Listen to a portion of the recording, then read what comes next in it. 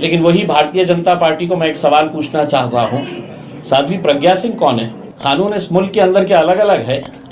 आपके लिए अलग नियमावली तैयार की गई है, आपके लिए अलग रूल्स तैयार किए गए हैं और हमारे लिए अलग रूल्स तैयार किए गए हैं। कि ताहिर हुसैन साहब पिछले इतने सालों से जेल में बंद है, किस पार्टी से ताल्लुक़ रखते थे वो? क्या उनकी पार्टी ने कभी पलटकर देखा, कभी पलटकर पूछा? अदालत हाई कोर्ट के या इलाहाबाद हाई कोर्ट के एक जज ने क्या कहा है वो भी आप सुन लीजिएगा कि हम एक ऐसे दौर से गुजर रहे हैं कि जहां पर हाई कोर्ट का जज जो आज हम कहते हैं वो कतई उस कुर्सी के लायक नहीं है, जिस तरीके के शब्दों का उसने इस्तेमाल किया है। मैं अन्ना हज़ारे मूवमेंट को बहुत करीब से देखा है, मैं भी आपके जैसा पत्रकार हुआ करता था। मैंने भी पूरे अन्ना हज़ार मूवमेंट के टाइम के ऊपर इनको सबको देखा था। ये वहाँ पर अन्ना हज़ारे के पास आके वो बेचारे गांव वाले आदमी को कैसा घुमा फिरा के एक मैडम गवर्नर बन गए, दूसरे चीफ मिनिस्टर बन गए, बाकी के मंत्रियां बन गए है करके। तो ये एक सोची समझी साजिश का हिस्सा है और हम हमेशा ये बात मानकर चलते हैं।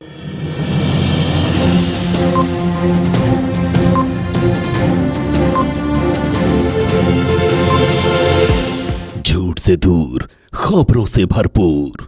उनको जो कोई भी वोट देगा, उनको वोट देने का मतलब है कि वो दिल्ली दंगा को सपोर्ट करता है, और जो आईबी के ऑफिसर अंकित शर्मा जिनकी मौत हुई थी उनकी हत्या को सपोर्ट करता है। देखिए, अंकित शर्मा की मौत का हमें भी अफसोस है, लेकिन वही भारतीय जनता पार्टी को मैं एक सवाल पूछना चाह रहा हूँ, साध्वी प्रज्ञा सिंह कौन है? कहाँ पे आके बैठती है साध्वी प्रज्ञा सिंह? कानून इस मुल्क के अंदर के अलग अलग है, आपके लिए अलग नियमावली तैयार की गई है, आपके लिए अलग रूल्स तैयार किए गए हैं और हमारे लिए अलग रूल्स तैयार किए गए हैं। देखिए, हम ताहिर हुसैन साहब के परिवार से जब बात किए और उन्होंने जो बातें हमको बताई, हम अदालत की इज्जत करते हैं, पुलिस ने अपना काम कर दिया, लेकिन हमें अफसोस इस बात का है कि ताहिर हुसैन साहब पिछले इतने सालों से जेल में बंद है, किस पार्टी से ताल्लुक़ रखते थे वो? क्या उनकी पार्टी ने कभी पलटकर देखा, कभी पलटकर पूछा कि उनका परिवार किस हालत के अंदर है करके? जब हम ये कह रहे हैं कि हम अदालत की इज्जत करते हैं, तो आज अदालत हाई कोर्ट के या इलाहाबाद हाई कोर्ट के एक जज ने क्या कहा है वो भी आप सुन लीजिएगा कि हम एक ऐसे दौर से गुजर रहे हैं कि जहां पर हाई कोर्ट का जज जो आज हम कहते हैं वो कतई उस कुर्सी के लायक नहीं है, जिस तरीके के शब्दों का उसने इस्तेमाल किया है। ये समझ रहे हैं कि हम सरकार को खुश कर डालेंगे, भाजपा को खुश कर डालेंगे, कुर्सी पे से हट जाएंगे, फैसले हम इनके हक में कर डालेंगे और बाद में आकर फिर राज्यसभा के अंदर बैठ जाएंगे। हुआ है पहले। ये जजेस ऐसा है कि इनको ऐसा लगता है कि भारतीय जनता पार्टी की लाइन हमको पकड़ना है करके, मुसलमानों को गालियां देना है, हमें मुसलमानों के बारे में गलत शब्दों का इस्तेमाल करना है, तो भारतीय जनता पार्टी, हमारे आका जो है वो खुश हो जाएंगे, हमारे रिटायरमेंट के बाद या रिटायरमेंट से पहले हमको तो राज्यसभा की सीट दे दी जाएगी या किसी कमीशन का चेयरमैन बना दिया जाएगा। तो यही काम अगर चलते रहा तो आप सोचिए कि इंसाफ पसंद इस मुल्क के अंदर जो लोग हैं वो कहां पर जाएंगे।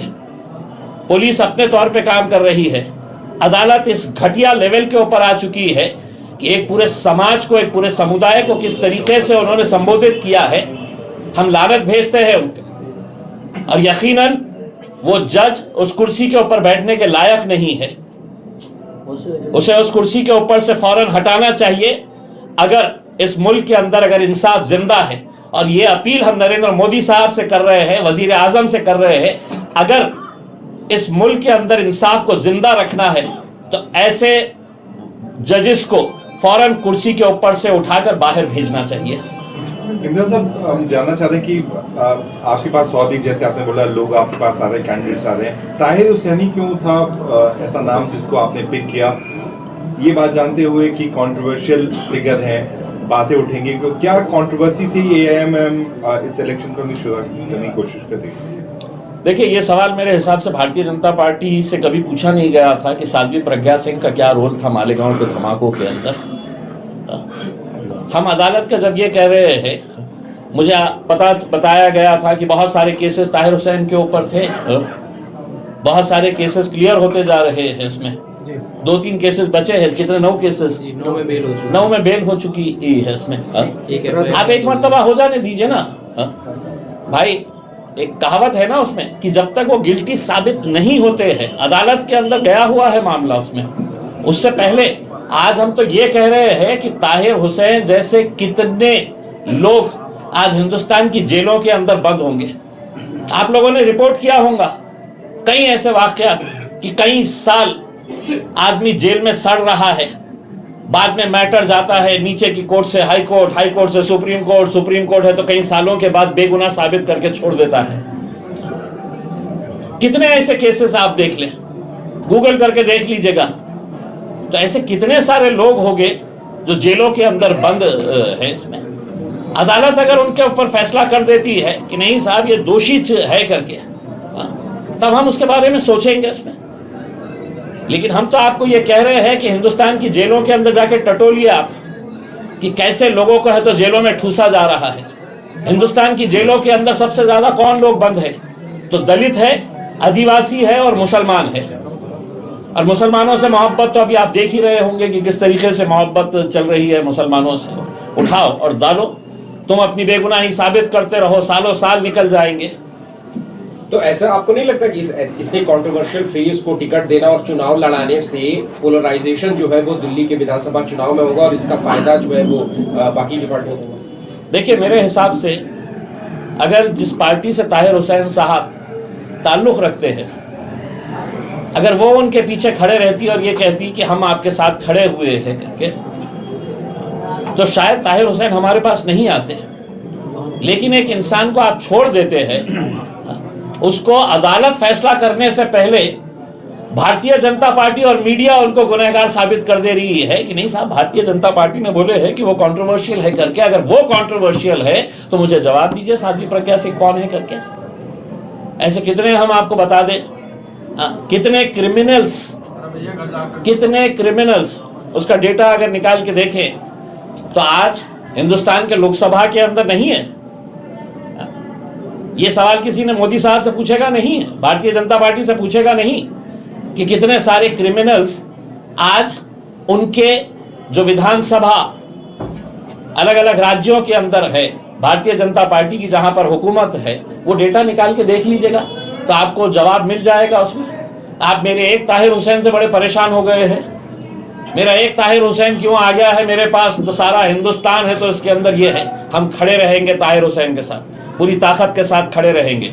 जिसको जो बोलना है, जिसको जो समझना है समझिए, हम उन्हें लड़ाएंगे और मजबूती के साथ उनके साथ कांधे से कांधा लगाकर खड़े रहेंगे। एक सवाल है, जब आम आदमी पार्टी में जी सर, आम आदमी पार्टी में थे, मैं इसी को कंक्लूड करूँ, आम आदमी पार्टी में थे, अरविंद केजरीवाल जेल गए, संजय सिंह जेल गए, मनीष सिसोदिया जेल गए और कई सारे बड़े नेता जेल गए। उनका कहना था लगातार कि जब तक प्रूव ना हो जाए, साबित ना हो जाए, तब तक मुजरिम नहीं है। लेकिन वहीं ताहिर हुसैन के केस में 1 से 2 महीने के अंदर पार्टी से भी निकाल दिया गया, पूरा तरीके से साइडलाइन कर दिया गया। इस पर आपका क्या? देखिए, मैं जो आपको जवाब दे रहा था, आपके पत्रकार साहब ने ही उसका जवाब दे दिए है भाई। अंटिल आप जब तक गुनहगार साबित नहीं होते हैं, जेल में तो उठाकर है तो साहब इम्तियाज जलील ने ऐसा स्टेटमेंट दिया है, वो डाल दीजिएगा।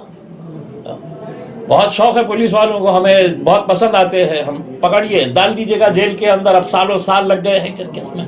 अदालतों का कैसा मामला चल रहा है मैंने आपको उदाहरण के साथ बताया हुआ। ये साल जो इंसानों के बर्बाद होते हैं, क्या वो अदालत ला सकती है? क्या कभी आज तक ऐसा हुआ है कि किसी बेगुनाह को अदालत ने 10 साल के बाद छोड़ा है? तो उस ऑफिसर ने जिसने फर्जी केस बनाया था उसके ऊपर कभी कार्रवाई हुई है, ऐसा कभी सुने हैं आपने? Basically, he's talking about the dual standard of the Aam Aadmi Party, that the top leadership was protected. And 100%. What we are saying is, it's totally the double standards of Aam Aadmi Party. On one side, when their leaders go in jail, they say let the process of law be completed. Let the court come out and say that we are guilty. But when it comes to Tahir Hussain, immediately, instantly when the incident happens, they just throw him out of the party. They don't even bother to meet his family members, ask what your condition is. So definitely we totally agree with that. Aam Aadmi Party is playing double role, double standards. Imtiaz साहब, आपने ताहिर साहब को ticket देने की बात कही है, लेकिन ये मुद्दा पूरा सीए आंदोलन से जुड़ा हुआ है। उसी के बाद तमाम दंगे हुए थे, तो क्या सीए का पूरा मुद्दा आप इस पूरे चुनाव में गरमाना चाहते हैं? देखिए साहब, सीए क्या मुद्दा था जो नाइंसाफ़ी हमारे ऊपर करने की ये साजिश रच रहे थे? वही नाइंसाफ़ी आज ताहिर हुसैन साहब के साथ हुई है। अलग अलग तरीक़े से हमें किस तरीक़े से परेशान किया जाए, यही एजेंडा है ना, कि कभी सीए लेके आ जाओ, कभी एनआरसी लेकर आ जाओ करके। ये एक स्पेसिफिक एजेंडे के तहत किस तरीके से टारगेट किया जा सकता है एक कम्युनिटी को, उसी का एक हिस्सा है। और ठीक है, सीए एनआरसी का एक मुद्दा तो है ही, लेकिन मैंने शुरुआत में जैसा कहा है, क्या दिल्ली के अंदर शाहीन बाग, ओखला, ये इलाकों के अंदर तरक्की नहीं चाहिए?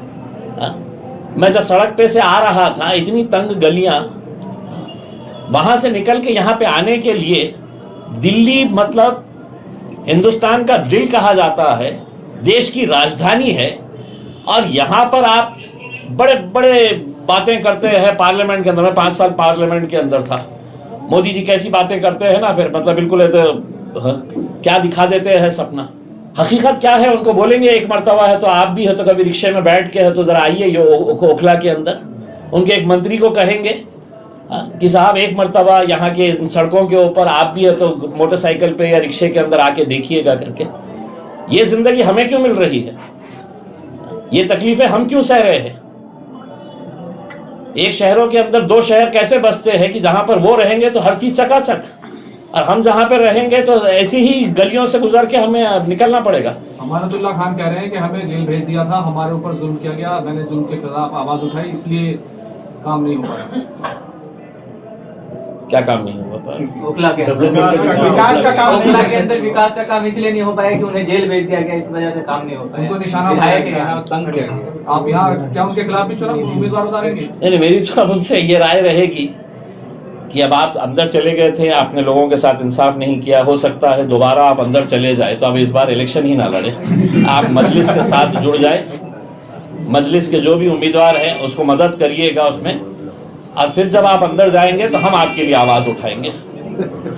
सर, इलेक्शन के टाइम पर ही जो ताहिर हुसैन की याद आई, क्या इससे पहले भी आपने नोटिस किया था ताहिर हुसैन को? जी, ताहिर हुसैन साहब से हमारे पूरी टीम, इनके सामने बोल रहा हूँ, कई महीनों से इनके साथ टच में थी। देखिए ये इलेक्शन, ये तो इन्होंने फैसला किए है। अगर ये बोले हम इलेक्शन नहीं लड़ रहे तो भी हम उनके परिवार के साथ, ताहिर हुसैन के साथ पूरी ताकत के साथ खड़े रहेंगे। उनके साथ के जो भी बंद थे वो सब छूट गए, कुछ बंद ही नहीं हुए, तो ताहिर हुसैन ही क्यों अभी तक जो है नहीं छूट पा रहे? क्या मानते हैं, मतलब वो गुनहगार है वाकई में, या फिर ये मतलब साजिश? बीजेपी की नज़र के अंदर तो आप भी गुनहगार है, मैं भी गुनहगार हूँ उसके अंदर, सिवाय वो छोड़ के हम सब गुनहगार हैं इस देश के अंदर। वो सारे दूध के धुले हुए हैं, वही है करके उसमें। अब क्यों नहीं छोड़ रहे हैं, ये अदालत ने जवाब देना चाहिए, या वो इलाहाबाद हाईकोर्ट के जज को उतार दीजिएगा, मुझे दे दीजिएगा मौका। आप कब तक लड़ेंगे सर उनके लिए, कब तक उनको छुड़ाने की कोशिश करेंगे, कितनी जल्दी छूट जाएगी? TV9 भारतवर्ष करेंगे, हम पूरी कोशिश उनके साथ खड़े हैं, और यकीनन उनको जो भी मदद लगेगी हम करेंगे। News 24 ठीक है ना? एक सवाल ये है कि आप दिल्ली में है क्योंकि आपकी पार्टी का बयान एक काफी चर्चा में रहता है, अरविंद केजरीवाल को छोटा रिचार्ज कहते हैं। छोटा रिचार्ज उन्हें क्यों कहते हैं और रिचार्ज किसने किया आखिर, ये जवाब। देखिए, हम पहले से ही ये बात 5 साल पहले भी हमने पूरे कैंपेन के अंदर यही चलाया था, छोटा रिचार्ज करके उसमें। देखिए, मैं ज़ाती तौर के ऊपर अपना ये बताता हूँ, मैं अन्ना हज़ारे मूवमेंट को बहुत करीब से देखा है। मैं भी आपके जैसा पत्रकार हुआ करता था। मैंने भी मतलब पूरे अन्ना हज़ार मूवमेंट के टाइम के ऊपर इनको सबको देखा था। ये वहाँ पर अन्ना हज़ारे के पास आके वो बेचारे गांव वाले आदमी को कैसा घुमा फिरा के एक मैडम गवर्नर बन गए, दूसरे चीफ मिनिस्टर बन गए, बाकी के मंत्रियां बन गए है करके। तो ये एक सोची समझी साजिश का हिस्सा है, और हम हमेशा ये बात मानकर चलते हैं कि आम आदमी पार्टी जो है ये आरएसएस ने तैयार की हुई है। आरएसएस से जुड़े हुए सारे लोग है ये, और ये अपने एजेंडे के हिसाब से ये काम कर रहे हैं कि मोदी जब नीचे आएंगे तो अपना दूसरा बिंदु ऊपर आ जाएगा करके। कितनी सीटों पे लड़ने मैदानी चुनाव आपकी पार्टी का दिल्ली चुनाव में मुद्दा क्या होगा? क्योंकि आम आदमी पार्टी का उसका बिजली, पानी, स्वास्थ्य, एजुकेशन है, बीजेपी का अपना एजेंडा है। आप एजेंडा नहीं है। मैं तो आपको बता दिया हूँ ना, आपके सवाल का जवाब मैंने बता दिया हूँ कि मुझे यहाँ पर आने के लिए आप लोग अगर इस इलाके से जब जाएंगे तो आप लोग खुद देख लीजिएगा उसमें कि दिल्ली जैसी राजधानी के अंदर यहाँ पर किस तरीके के हालात की ज़िंदगी गुजार रहे हैं करके, कितनी सीटें लड़ेंगे। ये हमारे शोएब जमाई साहब है, सदर है, उनकी एक टीम है, वो जैसे जैसे अपने उम्मीदवारों को शॉर्टलिस्ट करेंगे, बताएंगे हमें, उसका हम सर्वे करेंगे और सर्वे करने के बाद डिसाइड करेंगे। इम्तियाज साहब, ये ओखला विधानसभा की ये सीट से आप किस कैंडिडेट को उतारने की कोशिश कर रहे हैं? अभी तक भी उतारेंगे? देखिए, इसका जवाब मेरे हिसाब से शोएब जमाई साहब की उतारेंगे। ओखला एक हमारे लिए बहुत अच्छा जगह रहा है, पिछली बार भी अभी जैसे इम्तियाज साहब ने कहा था कि 3-4 कैंडिडेट है, तो जैसा अभी हमारे एमआईएम के कार्यकर्ता रहेंगे या यहाँ भी पैराशूट के कैंडिडेट रहेंगे? नहीं, हमारी पहली कोशिश तो हमेशा ये होती है कि हमारे अपने कार्यकर्ताओं, और ताहिर हुसैन साहब पैराशूट कैंडिडेट नहीं है, बल्कि पिछले ताहिर हुसैन साहब जो है पिछले 6 महीनों से हम इनके परिवार के साथ हैं और आज वो सामने आए, लेकिन इनको पता है कि इनके मुसीबत के समय में सारी पार्टियों ने धोखा दे दिया।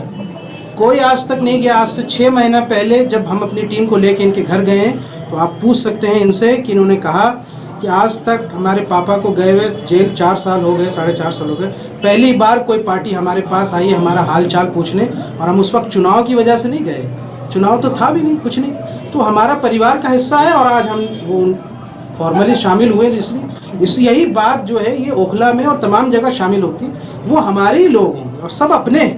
बहुत सारी दूसरी पार्टियों में जो लोग हैं वो तो मजबूरी के तहत हैं और वो चाहते हैं, बैरिस्टर असदुद्दीन ओवैसी साहब को कौन नहीं पसंद करता है, उनका स्वागत है, ये इनका परिवार है, जो अच्छे हमारे लिए होंगे और हम सर्वे के तहत अपने टोटल दिल्ली में कितनी सीटों जो हुआ था वो 2020 में हुआ था। अभी शोएब जमी साहब ने कहा कि 6 महीने पहले हम पीड़ित परिवार से मिले, तो बाकी 4 साल क्यों लग गए आपको परिवार से मिलने में, और कितने ऐसे पीड़ित परिवारों से मिले हैं जो दिल्ली दंगों में जेल में बंद हैं? देखिए, मैं अभी शोएब जमाई साहब अभी ज्वाइन होके कितना 7 महीने हुए हैं। इससे पहले दूसरे सदर थे, दूसरी टीम थी उसमें। ये इन्होंने अपना हिसाब बताया, मैं अपना हिसाब बता रहा हूँ, पुराने तय उनके जो रहेंगे वो अपना हिसाब। देखिए मैं आपको साफ तरीके से बता दिया हूँ ना उसमें। ये अगर इलेक्शन नहीं भी लड़ेंगे तो भी हम इनके साथ हैं। ये आप मेरे से सवाल कर रहे हैं, एक आध मर्तबा है तो उनसे भी पूछ लेना था साहब, वो आदमी जो आपके साथ जुड़ा हुआ था उसको आप किस तरीके से मजदार में छोड़ के है तो निकल गए हैं करके। सर, एक चीज़ आज क्लियर कर दीजिए, तमाम मीडिया यहाँ पर है, जैसे कि MIM को बीजेपी की बी पार्टी कहा जाता है, क्लियर कर दीजिए कि वाकई में क्या सच है। एक पत्थर लेके मेरा सर फोड़ दीजिएगा उसके अंदर आपको, क्योंकि मेरे हिसाब से ये हिंदुस्तान का शायद ही कोई पत्रकार बचा होगा जिसने ये सवाल नहीं किया। उसको ऐसा लगता है कि ये सवाल अगर मैंने नहीं किया तो मेरी पत्रकारिता अधूरी है करके उस पर। मेरे हिसाब से मैं आपको संजीदगी से बताता हूँ। देखिए, लोकसभा का चुनाव आया, कितने सीटें लड़े हमने, होते कितने हैं। अभी महाराष्ट्र का इलेक्शन अभी ख़त्म हुआ है, 288 सीटें, 288 सीटें। मैं महाराष्ट्र का सदर हूँ, मैं 200 सीटें लड़ा सकता था और कोई उफ करके मुझे नहीं बोल सकता था करके, कोई उफ करके नहीं बोल सकता था। मैं 200 सीटें लड़ा सकता। कितने सीटें लड़ाए हमने? 12 सीटें लड़ाई हमने। 4 हमारे उसमें दलित भाई भी थे, कुल मिला के 16 सीटें थी उसमें। तो ये जो है ना, बहुत घसा पीटा सवाल हो गया है। कुछ नया इजाद करिएगा, कुछ नया इन्वेंट करिएगा और फिर पूछिएगा।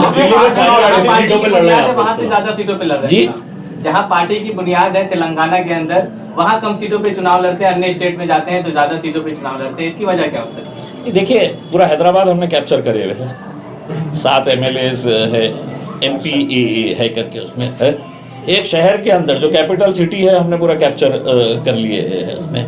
जब आप पार्टी को बढ़ाते हैं, आप जब पार्टी के साथ जुड़ते हैं, हर इंसान की ख्वाहिश होती है कि साहब मैंने मेहनत किया हुआ हूँ करके।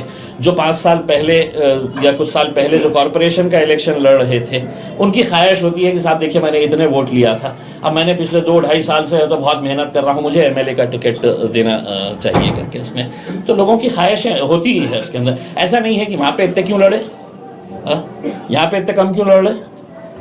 अब अगर मैंने महाराष्ट्र के अंदर 200 लड़ लिया होता तो सबसे ज़्यादा तकलीफ किसको, आपको ही हुई होती थी ना।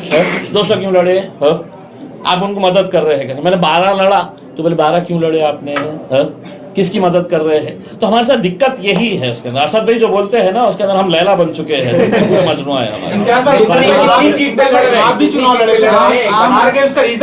आम आदमी पार्टी खुद अलग अलग स्टेट में, गुजरात जहाँ उनका कोई जनाधार नहीं, बिहार में, उत्तर प्रदेश में, हरियाणा में चुनाव लड़ती है, जहाँ उनको 1.5% भी वोट नहीं मिलता है, नोटा से कम वोट मिलता है। वो किसकी बीजेपी टीम है ये आप तय कर लीजिएगा उसके बाद। जिस